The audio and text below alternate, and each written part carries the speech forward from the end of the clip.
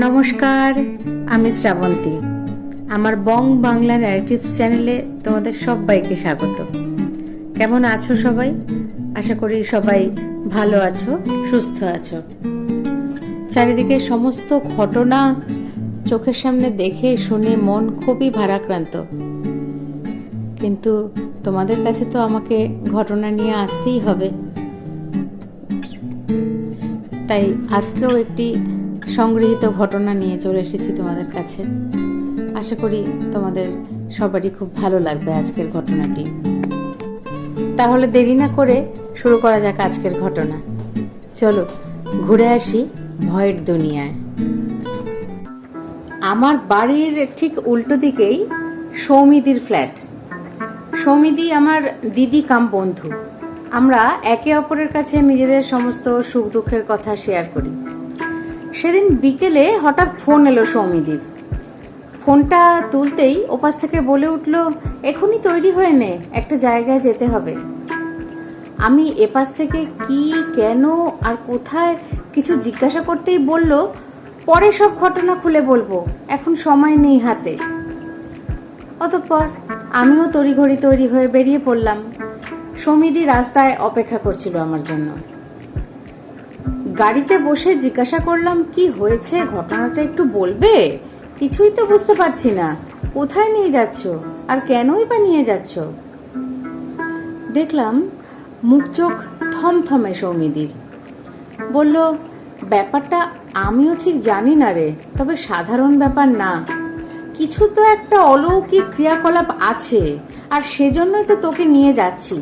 তুই সঙ্গে থাকলে আমিও একটু সাহস পাই মনে।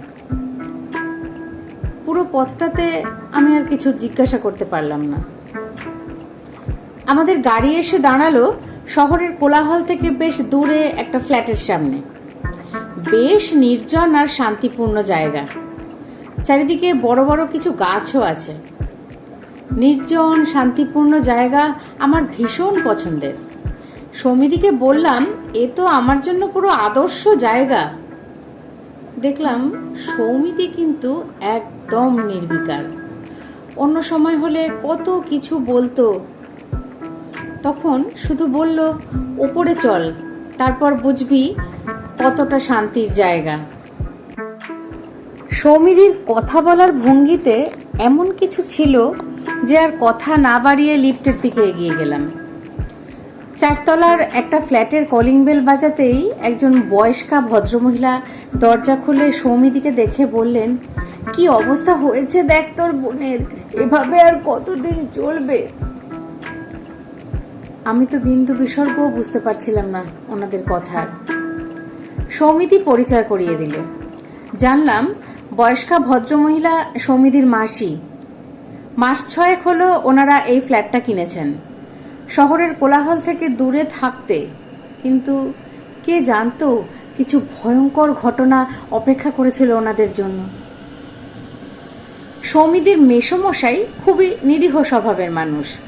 ভেবেছিলেন অবসর জীবনে একটু শান্তি ও নিরিবিলি পরিবেশে থাকবেন, কিন্তু এই শান্ত পরিবেশ যে ওনাদের জন্য এত অশান্তির কারণ হয়ে উঠবে তা ওনারা বুঝতে পারেননি। এরপর একদম শুরু থেকে ঘটনাটা খুলে বললেন সৌমিদির মাসি। এই ফ্ল্যাটে যখন ওনারা এসেছিলেন তখন সবকিছুই খুব স্বাভাবিক ছিল, কোনো রকম অস্বাভাবিক ব্যাপার কিছু ছিল না। এই ভয়ঙ্কর ঘটনার সূত্রপাত হয়েছে ওনাদের একমাত্র মেয়ে মৌমিতার এই ঘরে আসার পর। আসলে মৌমিতা পড়াশোনা করে ব্যাঙ্গালোরে, ছুটিতে মা বাবার সঙ্গে সময় কাটাতে এসেছে। ছুটি শেষ হলে আবার ফিরে যাবে নিজের হোস্টেলে। কিন্তু এখানে আসার পর থেকে ওর সঙ্গে যা যা হয়েছে তা বিশ্বাস করতে ওরও একটু অসুবিধা হচ্ছিল। আর সব থেকে আশ্চর্যের ব্যাপারটা হলো, মৌমিতা নাকি যতবারই ব্যাঙ্গালোরে ফিরে যাবে বলে ঠিক করে ততবারই কোনো না কোনোভাবে ওর যাওয়াটা বন্ধ হয়ে যায়। আমি আর সৌমিদি নিষ্পলক চোখে মাসির দিকে তাকিয়ে আছি আর শুনছি। এই ঘটনার প্রথম সূত্রপাত মৌমিতার আসার পর দিন থেকেই। রাত্রিবেলা মৌমিতা নিজের ঘরে শুয়ে ল্যাপটপে কাজ করছিল। হঠাৎই ও নিজের পায়ে কারোর শীতল হাতের স্পর্শ অনুভব করে। মৌমিতা মনে করে ওর মা এসেছে হয়তো, কিন্তু ওর এই ভুল তখনই ভেঙে গেল যখন ও অনুভব করলো ওই হাতের স্পর্শ ওর সারা শরীরে ঘুরে বেড়াচ্ছে। প্রচন্ড ভয় পেয়ে চিৎকার করে ওঠে। ওর চিৎকারে পাশের ঘর থেকে ওর বাবা মাও দৌড়ে এসে দেখে মৌমিতা ভয় ঠক ঠক করে কাঁপছে, কোনো কথাই বলতে পারছে না। পরদিন আবার রাত্রিতে মৌমিতা অনুভব করে ওকে কেউ বিছানায় চেপে রেখে দিয়েছে। ও কিছুতেই কোনোভাবেও নড়াচড়া করতে পারছে না। ভয়ে ওর গলা দিয়ে আওয়াজ বের হচ্ছে না, দর দর করে ঘামতে থাকে ও। কিরকম অদ্ভুত ঘটনা ঘটছে ওর সঙ্গে, ও নিজেও বুঝতে পারছে না। এর পরের ঘটনাটা আরো সাংঘাতিক। ভয়ে মৌমিতা সেদিন রাতে মাকে সঙ্গে নিয়ে শুয়েছিল। সব ঠিকঠাক ছিল। মৌমিতাও ভাবলো নতুন জায়গায় ওর মনের ভুল ছিল আগের 2 রাতের ঘটনা। মাকে জড়িয়ে ধরে তাই পরম নিশ্চিন্তে ঘুমিয়ে পড়েছিল। আগের 2 রাত ভালো করে ঘুমাতে পারেনি ভয়েতে। কিন্তু হঠাৎই মৌমিতা অনুভব করে কেউ ওকে খাট থেকে নিচে ফেলে দিয়ে জোর করে ওর পুরো শরীর স্পর্শ করছে। মৌমিতা তাকিয়ে দেখে খাটের উপর ওর মা শুয়ে আছেন আর ও নিচে পড়ে আছে, অথচ ও তো মায়ের সঙ্গেই শুয়েছিল। প্রচন্ড ভয়ে চিৎকার করে সে অজ্ঞান হয়ে যায়, আর ওর মা উঠে দেখে মৌমিতা মেঝেতে পড়ে আছে। এভাবে প্রতি রাতেই কোনো না কোনো ঘটনা ঘটতে থাকে মৌমিতার সাথে। অত সুন্দর প্রাণবন্ত একটা মেয়ে একদম চুপচাপ হয়ে গিয়েছিল, চোখের তলায় কালি, মুখটা একদম নিষ্প্রাণ হয়ে গিয়েছিল। ওর মা বাবা ওকে মনোবিদের কাছেও নিয়ে গিয়েছিলেন, কিন্তু কিছুই ফল হয়নি। দিনের পর দিন মৌমিতা ক্রমশ অবসাদে ডুবে যাচ্ছিল, আর মেয়ের শরীরের এই অবস্থা দেখে ওর বাবা মাও মেয়েকে একা ব্যাঙ্গালোরে পাঠানোর আর সাহস পাচ্ছিলেন না। অনেক ডাক্তার দেখিয়েছেন ওনারা, কিন্তু কেউই আসল ঘটনাটা ধরতে পারছিলেন না। এইভাবে প্রতিদিন নিজের উপর শারীরিক ও মানসিক নির্যাতন সহ্য করতে না পেরে গতকাল মৌমিতা নাকি আত্মহত্যা করবারও চেষ্টা করছিল, আর সেই জন্যই ওনারা সৌমিদিকে আজ ডেকে পাঠিয়েছেন। আমি আর সৌমিদি সমস্ত ঘটনা শুনে হতবাক। এই ধরনের ঘটনা যে ঘটতে পারে তা আমাদের কল্পনারও বাইরে। যাই হোক, আমরা মৌমিতার ঘরে গিয়ে দেখি খাটের এক কোণে ও জড়সড় হয়ে বসে আছে। দেখেই মনে হচ্ছে প্রচন্ড ভয় পেয়েছে। আমি আর সৌমিদি ওর কাছে যেতেই সৌমিদিকে জড়িয়ে ঝরঝর করে কেঁদে ফেলল। খুবই কষ্ট হচ্ছিল ওকে দেখে, খুব অসহায় মনে হচ্ছিল। কি অবস্থা হয়েছে মেয়েটার, এভাবে চলতে থাকলে তো শেষ হয়ে যাবে। সৌমিদি আমাকে বলল, ঘরে ফোন করে বলে দে আজ আমরা এখানেই থেকে যাব। মেয়েটাকে এভাবে ছেড়ে যাওয়া ঠিক মনে হচ্ছে না। বলে দিলাম যে যার বাড়িতে। সত্যি কথা বলতে কি, আমারও ইচ্ছে করছিল কি হয় রোজ রাতে মৌমিতার সঙ্গে সেটা প্রত্যক্ষ করার। কতটা সত্যি ব্যাপারটা সেটা জানতেই হবে আমাদের। আমরা দুজন ওখানে থাকাতে মৌমিতা আর ওর বাবা মাও একটু সাহস পেয়েছিলেন। সবাই ডিনার করলাম একসাথে। সৌমিদি আর আমি বিভিন্ন রকমের কথা বলে মৌমিতার মনটা ওইসব ঘটনা থেকে সরিয়ে রাখতে চাইছিলাম। মৌমিতাকেও অনেকদিন পর হাসি খুশি লাগছিল একটু। মনে মনে আমরা দুজন নিশ্চিন্ত হচ্ছিলাম, যাক এতদিনে মেয়েটা এই ঘটনা থেকে সরে আসতে চেষ্টা করছে অন্তত। কিন্তু সত্যিই কি তাই? আমাদের এই ধারণা যে কতটা ভুল ছিল তা কিছুক্ষণের মধ্যেই বুঝতে পারলাম। সেই রাতে আমি আর সৌমিদি দুজনেই মৌমিতার ঘরে শুলাম। অনেক রাত অবধি গল্প করলাম সবাই, তারপর শুতে গেলাম। ঠিক মাঝরাতে একটা অদ্ভুত আওয়াজে আমার ঘুমটা ভেঙে গেল। দেখি মৌমিতা ঘরে নেই। তাড়াতাড়ি উঠে সৌমিদিকে ডাকলাম, আর তারপর আমরা যা দেখলাম তা বাস্তব নাকি আমাদের চোখের ভুল কিছুই বুঝতে পারলাম না। দেখি মৌমিতা দেয়ালের সঙ্গে এমনভাবে চেপে দাঁড়িয়ে আছে যেন মনে হচ্ছে কেউ ওকে চেপে রেখে দিয়েছে। এক বিন্দুও নড়াচড়া করবার ক্ষমতা নেই ওর। মুখটা একটু ওপরে করে ধরলে যেরকম অবস্থায় থাকে সেভাবে রয়েছে ও। আর ভীষণ ভয়ে মৌমিতার পুরো শরীরটা কাঁপছে। ওর মুখটা অস্বাভাবিক রকমের ভীতিজনক। আমি আর সৌমিদি ওর কাছে গিয়ে ওকে ওখান থেকে সরিয়ে আনতে গেলাম, কিন্তু অবিশ্বাস্যভাবে আমরা দুজনে মিলেও ওকে এক চুল নাড়াতে পারলাম না। ওর শরীরটা পাথরের মতো স্থির হয়ে আছে। এদিকে আমাদের চিৎকার চেঁচামেচিতে মাসিমা আর মেসোমশাইও এসে গেছেন। ওনারাও মৌমিতার এই অবস্থা থেকে ভয়ে সিঁটিয়ে আছেন। আমি আর সৌমিদি ক্রমাগত মৌমিতাকে সরিয়ে আনার চেষ্টা করছিলাম, কিন্তু কোনোভাবেই পারছিলাম না। এই পরিস্থিতিতে ঠিক কি যে করা উচিত আমরা কিছুই বুঝতে পারছিলাম না কেউই। এবার আমি অনুভব করতে পারছিলাম যে এই পরিবারে গত 6 মাস ধরে কি পরিস্থিতির মধ্যে দিয়ে এরা যাচ্ছে। আমাদের চোখের সামনে মৌমিতা এইভাবে কিছুক্ষণ থাকার পর অজ্ঞান হয়ে মাটিতে পড়ে গেল। তখন হালকা ভোরের আলো ফুটতে শুরু করেছে। কিংকর্তব্য বিমূঢ় আমরা 4 জন মৌমিতাকে ধরে বিছানায় শুইয়ে দিলাম। পরদিন সকালে চা জলখাবার খেতে খেতে আমি আর সৌমিদি শুধু এটাই ভাবছিলাম কি করে মৌমিতাকে তার এই অসহনীয় জীবন থেকে মুক্ত করে স্বাভাবিক জীবনে ফিরিয়ে আনবো। মাসির বাড়ির কাজের মেয়ে কাজল হঠাৎ আমাদের সামনে এসে দাঁড়ালো, যেন কিছু বলতে চাইছে। সৌমিদি আর আমি দুজনেই জিজ্ঞাসা করলাম, কিছু বলবে? কাজল ঘাড় নেড়ে হ্যাঁ বলল। বললাম, বলো কি বলবে? কাজল বলল, এই বাড়িতে যা কিছু ঘটছে তাও জানে। ভাবলাম জানতেই পারে, সারাদিন থাকে, এত বড় ঘটনা না জানাটাই অস্বাভাবিক বরং।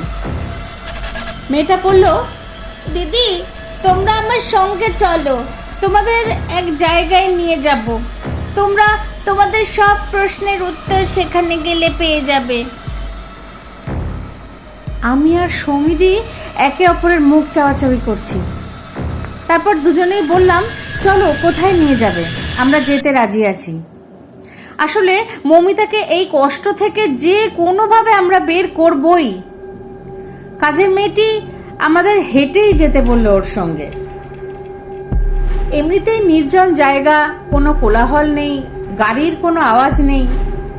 আমরা 3 জন হাঁটতে শুরু করলাম। মাসির ফ্ল্যাট থেকে বেশ অনেকটা দূর সেই জায়গাটা। দেখলাম একটা দরগার ভেতর ঢুকছে ও। আমরাও ঢুকলাম দুজনে। ভেতরে ভীষণ শান্ত পরিবেশ। এই দরগা বা মাজার শরীফ সম্পর্কে শুনেছিলাম আগে, কিন্তু কখনো যাওয়া হয়নি। এই প্রথম এখানে এলাম। ভেতরে সাদা কাপড় পরিহিত পীর সাহেব বসে আছেন। আমরা যেতেই ইশারায় বসতে বললেন। আমি আর সৌমিদি এক পাশে বসলাম।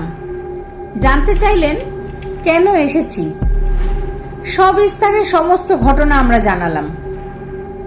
দেখলাম আমাদের সব কথা শুনে রীতিমতো চিন্তিত উনি। বললেন, যত তাড়াতাড়ি পারিস তোর বোনকে নিয়ে চলে যা ওই বাড়ি ছেড়ে, না হলে খুব বিপদে পড়বি সবাই। কিন্তু খুব সহজে তোরা যেতে পারবি না বোনকে নিয়ে। তাও চেষ্টা করে দেখ, যদি আল্লাহ চান তাহলে পেরেও যেতে পারিস। সত্যি বলতে কি, এসব শুনে আমাদের গায়ে কাঁটা দিয়ে উঠেছিল। কিছু যে জিজ্ঞাসা করব সেটাও পারছিলাম না ওনাকে দেখে। অসম্ভব ব্যক্তিত্ব ওনার। একটা অতিরিক্ত কথাও জিজ্ঞাসা করবার সাহস হচ্ছিল না আমাদের। আমরা দূর থেকে প্রণাম করে উঠতেই যাব, হঠাৎ আমাদের অবাক করে দিয়ে উনি গুরুগম্ভীর কণ্ঠে বললেন, জিনের ছায়া পড়েছে তোর বোনের উপর, সহজে মুক্ত হতে পারবে না সে। এত সহজে ছাড়বে না তোর বোনকেও। ওই বাড়িতে জিন আছে। ওই খালি জায়গায় কবরস্থান ছিল আগে। বলছেন কি এই পীর সাহেব? আমি আর সৌমিদি তখন ভয়ে ঠান্ডা হয়ে গেছি। জিন সম্পর্কে অনেক গল্পে পড়েছি, কিন্তু তাই বলে এই যুগে জিনের অস্তিত্ব? এসব শোনার পর আমাদের আর চলে বাড়িতে আসবার ক্ষমতা ছিল না তখন। কোন রকমে বাড়িতে পৌঁছেই মাসিকে বললাম, এখনই চলো এখান থেকে, যেভাবে আছো সেভাবেই চলো। মৌমিতাকে ওর ঘর থেকে এক প্রকার টানতে টানতে বের করে আনলাম। নিচে নেমে সবাই গাড়িতে বসলাম তাড়াতাড়ি। সমিতি গাড়িতে স্টার্ট দিতেই যেন আমার ধরে প্রাণ এলো। ভাবলাম এই যাত্রা আমরা মৌমিতাকে বাঁচিয়ে নিলাম, কিন্তু সত্যি কি তাই? 10 মিনিট পরে দেখি গাড়ি আর চলছে না। কি ব্যাপার কিছুই বোঝা যাচ্ছে না। আমি আর সমিতির সামনে বসেছিলাম। আমি নিচু স্বরে সমিতিকে বললাম, মনে হচ্ছে পীর সাহেব ঠিকই বলেছিলেন, এত সহজে আমরা বের হতে পারবো না। সমিতি আর আমি অন্য কিছু ভাবছিলাম তখন।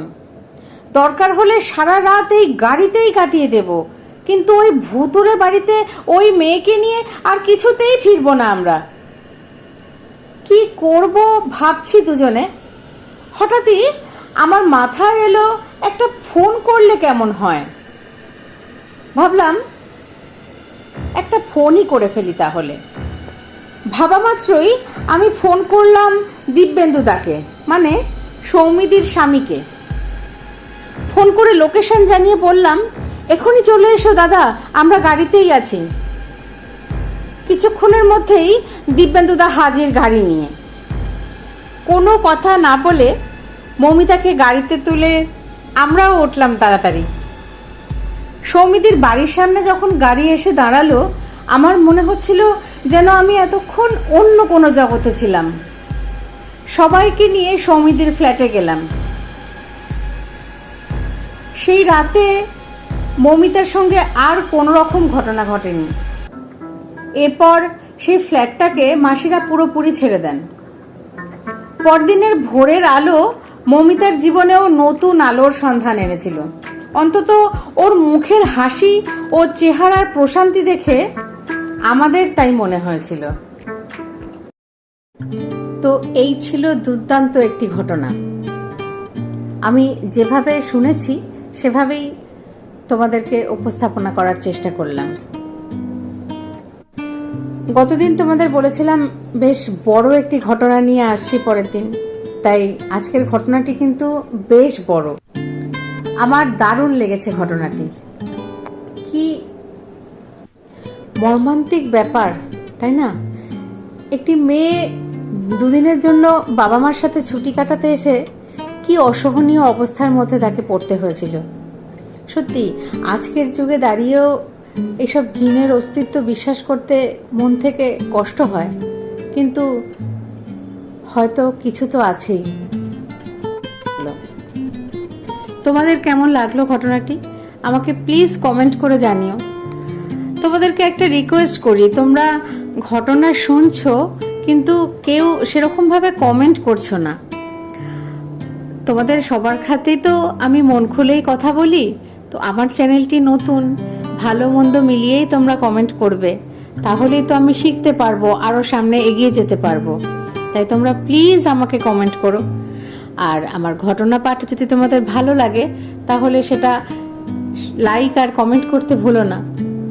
তোমাদের কাছেও যদি এরকম সুন্দর সব ঘটনা জানা থাকে আমাকে প্লিজ পাঠিয়ে দিও।